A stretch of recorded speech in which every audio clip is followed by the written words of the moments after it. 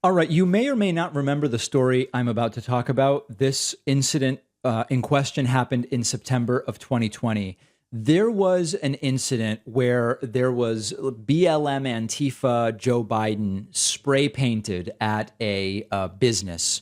And all of the right wing media, even though the entire thing stunk to high heaven, came out to talk about how violent the left is and how terrible and terroristic Black Lives Matter and Antifa are.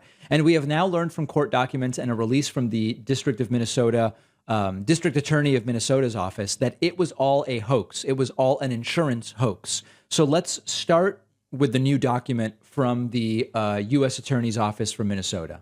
Brooklyn Center man pleads guilty to insurance fraud after staging a politically motivated arson attack. Uh-oh, that's pretty interesting. What happened? According to court documents, on September 23rd of 2020, Dennis Malla, 30 years old, falsely reported to law enforcement that someone lit his camper on fire. Oh, it was a camper, not a business. Lit his camper on fire, and that 3 unknown males were near the home when he heard an explosion. Malla also reported his garage door was vandalized with spray-painted graffiti, which said Biden 2020, BLM, and an Antifa symbol, and that his camper was targeted because it had a Trump 2020 flag on it. The idea was this was a political incident. In reality, Malla started his own property on fire and spray-painted the graffiti on his own garage. According to court documents, Malla submitted multiple insurance claims seeking coverage for the damage to his garage, camper, vehicles, and residence. When the company denied the claims, he submitted a complaint. Malla also created and allowed others to create multiple GoFundMe accounts to benefit him and his family. He submitted more than $300,000 in fraudulent insurance claims, got $61K from his insurance company, and $17,000 from donors via GoFundMe. He has now pleaded guilty to 1 count of wire fraud. Sentencing will happen at a later time. So how did we find out this was a hoax? Well, as it says in the release, it was investigated by the FBI and the Brooklyn Center. Remember, this is Brooklyn, Minnesota. Brooklyn Center Police Department. Let's go back and look at how Ben Shapiro and Laura Ingram talked about this particular incident at the time. There's a story out of Minnesota that began to get some traction today, and it was very disturbing. And this was a homeowners who woke up to find that their garage basically was on fire. Did they really? Burned down. They had a Trump flag or poster up, and had been burned. And then Biden 2020 graffiti and the Antifa symbol.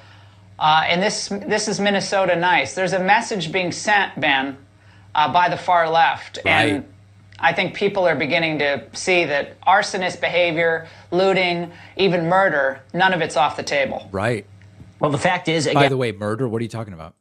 Generic statements about violence and looting being bad are not going to cut it. We all know that if this were right-wingers who were performing this kind of violence, Joe Biden would be out there on the front lines proclaiming that right-wing ideology was innately linked to violence and cruelty. But as soon as it is left-wingers in his coalition who are out there harassing people at restaurants or burning things down or perhaps shooting police officers, as we saw in Louisville last night, well, then the movement that they are linked to, the broader ideological movement they are linked to, he refuses to condemn. It's one thing to condemn generically violence and looting. I was told, by the way, that when Donald Trump did that back in Charlottesville, that wasn't enough. He had to specifically condemn one specific ideology, which, by the way, he absolutely did, actually.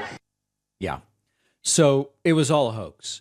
And of course, none of them are following up on it. It was actually an insurance hoax perpetrated by an actual Trumpist. Because remember, even though the BLM Biden Antifa stuff was fake in the sense that it was done by the homeowner's Trump flag was real. It was really a Trumpist homeowner. Now, does that mean all Trumpists are insurance fraudsters? Of course it doesn't. But look at how the story was leveraged by Ben Shapiro and Laura Ingram to make a broader point. In general, leftists are violent, Antifa is violent, Black Lives Matter is violent, and they are willing to go even further, using the fraudulent and fake story of the spray paint to say even murder isn't too much for them. Well, what murder? What are you talking about? What on earth are you talking about?